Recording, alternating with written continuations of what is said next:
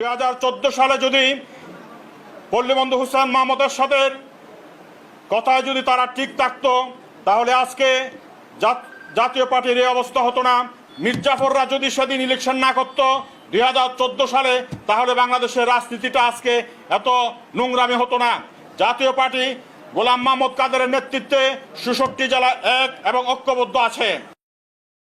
রওশন এরশাদ এবং আমরা কয়েকজন জাতীয় পার্টির চেয়ারম্যান হুসেন মোহাম্মদ এরশাদ, যিনি আমাদের নেতা, তার সঙ্গে বিদ্রোহ করে, তার সঙ্গে বেইমানি করে, তার সঙ্গে বিদ্রোহ করে আমরা বেগম এরশাদের নেতৃত্বে সেদিন নির্বাচনে অংশগ্রহণ করেছিলাম। নির্বাচনের সময় এরশাদ সাহেব লালমনিরহাট, রংপুর সহ কয়েকটি আসনে তিনি মনোনয়ন আগে দিয়েছিলেন, তারপর প্রত্যাহার করেন।